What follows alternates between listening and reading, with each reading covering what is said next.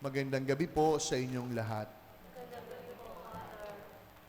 Ang talinghaga patungkol sa malaking handaan na siyang ating napakinggan sa Ebanghelyo ay nagpapakilala ng isang mahalagang katotohanan. At ano po iyon? Mabuti ang Diyos. Mabuti sapagkat una, nang magdaos ng malaking piging ang lalaki sa kwento, nagpapakilala ito ng kanyang pagiging big time.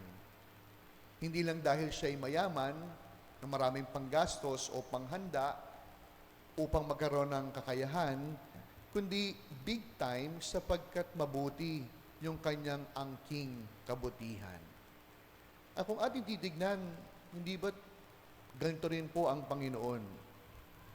Lagi naghahanda, laging may papiging, laging may pagdiriwang. Ang ibig po ng Diyos, bigyan tayo ng pinakamainam na kasiyahan. At bahagi noon yung pagkakaroon ng maayos at magandang buhay. Kaya nga po, lagi nagbibigay ang Diyos ng papiging. Ano po iyon? Hindi lamang yung kainan, kundi yung bubusog sa ating mga espiritu at kalooban, ang pagdiriwang ng misa. Ang misa ay isang malaking handaan na kung saan kaya itong punuin o busugin. Hindi yun lamang yung kumakalam na tiyan, kundi kaya niyang busugin yung ating nalulupaypay na kaluluwa at kalooban. At bahagi nun, pag lumapit kay Jesus sa pamamagitan ng piging na ito, hindi lamang tayo nabubusog, kundi tayo rin ay pinalalakas. Ganon ka-big time ang Diyos. Pangalawa, ang imbitasyon o paanyaya po ng Diyos ay para po sa lahat. Papansinin ninyo, yung paanyaya po ng misa, hindi lang para sa mga mababait, hindi lang para sa mga nangangailangan, hindi lang para sa mga mabubuti. Ang paanyaya ng Diyos ay para sa lahat. Ang imbitasyon ay para sa malakas at mahina, para sa mabuti at banal, para sa mga nagsisikap magpakabait at hindi. Kaya nga po yung paanyaya, para sa atin, walang sinisino, walang pinipili.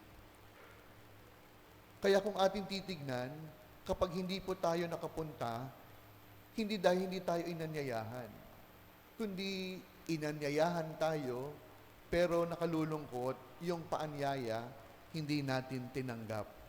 Yung paanyaya, hindi natin binigyan ng pagkakataon na maging bahagi ng ating desisyon.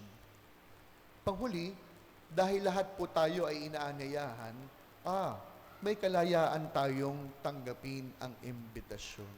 Alam nyo, bahagi po ng kabutihan ng Diyos, kahit kailan, hindi niya ipipilit yung kanyang sarili.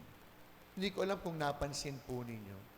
Wala pa tayong napakinggan o nabalitaan, isang parokya o simbahan nagpaskil sa labas ng patio, parang awa nyo na, magsimba kayo. Wala pang ganon. At kahit po ang simbahan, hindi siya iiyak na parang awa nyo na, magsimba kayo. Hindi. Laging yung paanyaya po ay nakaugat, hindi lamang doon sa kabutihan, kundi yung pagrespeto sa ating kalayaan. Kaya alam ninyo, minsan, hindi lamang bilang isang pari, kundi bilang isang Katoliko, minsan nakakalungkot yung mababalitaan nyo na, ayoko na magsimba dyan. Yan.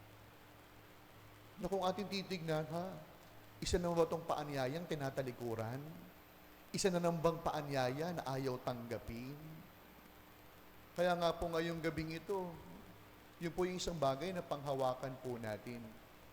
Narito tayong lahat, hindi dahil tayo yung pinakamabuti. Lalong hindi dahil tayo yung pinakamabait. Alam natin yon. Pero kaya tayo naririto, sapagkat tayo ay naanyayahan. At dahil tayo ay naanyayahan, salamat sa Diyos, sapagkat mayroon tayong lakas upang tanggapin ang paanyayang ito. Kaya sa pagpapatuloy po ng ating pagdiriwang, isipin po natin Kung ang Diyos lagi nag-aanyaya, ano ang dapat na maging tugon natin?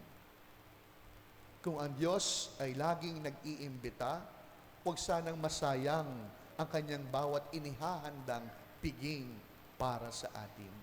Nang sa gayon, sa bawat paanyaya ng Diyos, humingi tayo ng biyaya na matanggap ito ng lubos. Nang sa gayon, ang kanyang biyaya ay hindi lamang matapos, kundi ang kanyang bawat biyaya ay hindi masayang kapag ito'y ibinigay sa atin ng lubos-lubos.